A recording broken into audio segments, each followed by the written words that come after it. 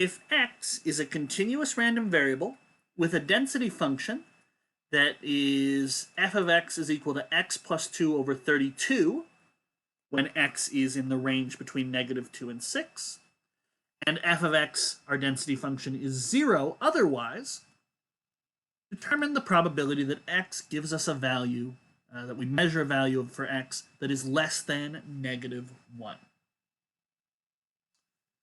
Okay, so what have we got with this density function here? Well, I always, when it comes time to draw a density function, you really should draw a density function for a question like this. I first take a look at the endpoints. So you've got something interesting here happening between -2 and 6, and then you've got 0 elsewhere. Okay. So we draw our axes. That's the y-axis there. Now the interesting bits are happening between -2 and 6. So I could confidently put a flat, boring f of x equals 0 flat up against the x-axis out there. But what's going to be my shape here? What's actually happening with this x plus 2 over 32? Well, to figure that out, it's a good idea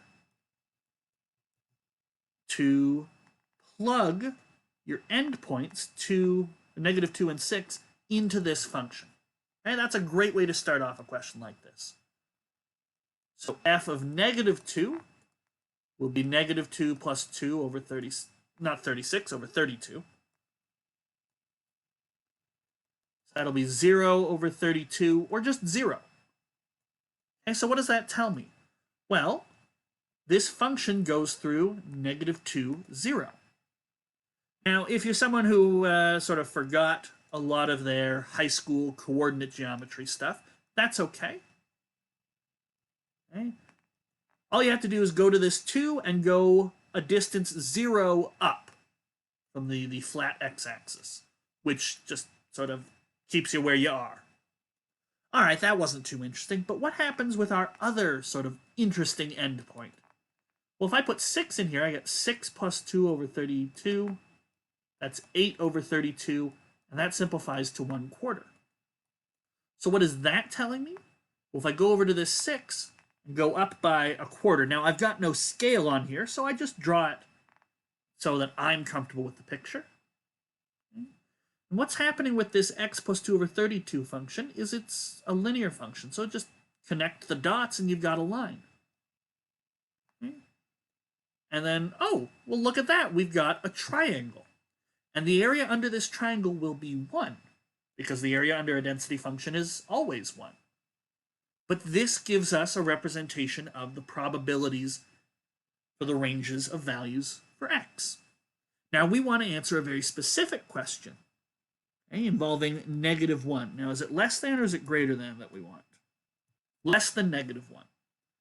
Okay, so what we're going to do is we're going to say, all right, you want less than, the probability that x takes on a value less than -1.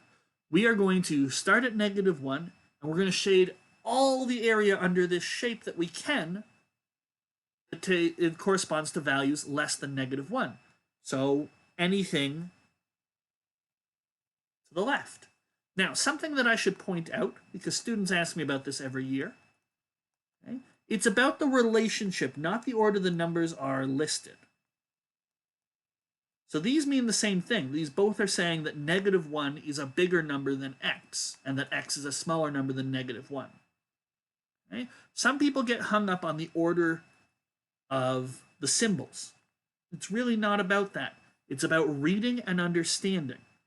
X is smaller than -1. -1 is bigger than x.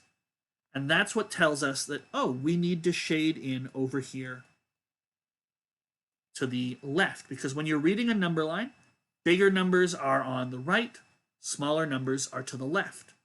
And so we want x to be a smaller number than -1, so any value to the left will do the trick. Okay? It has nothing to do with the order of the symbols. It is about reading and understanding what the symbols actually mean in math. Okay? And I'm sure for many of you that you didn't need that explanation, but it's a question I commonly get. every year when we're in class, so I wanted to impart that to you so that you didn't get confused. Okay? X is smaller than -1, so we shade on the left. If the next question we encounter wants x greater than 2, okay? It does not matter that the x is on this side, the number's on this side. What matters is that 2 is supposed to be a smaller number than x. Okay? So we want x's to be bigger than 2, and bigger numbers are to the right. So that's the idea there. Read, interpret, and that helps you figure out what you need to shade in. Okay, so with that rant over with, what do we do? What do we do now? We want this area here. That's going to be the probability. Well, that's just a very, very tiny little triangle. And I know the formula for the area of a triangle. It's 1/2 base times height. Now the base of this triangle, it goes from -2 to -1. So we've got a base of 1. How about the height? Well, the highest point on this triangle is sitting right above the -1. So in order to figure it out, the height of this triangle is going to be the value of -1 when we put it into our function. So we do -1 plus 2 all over 32. We get a height here of 1 over 32. And so the probability that x is less than -1 is the area of the triangle, which is 1/2 base of 1 times height of 1 over 32. And when you go ahead and simplify that, we get the probability here is 1 over 64. That is the chance that x takes on any value less than -1.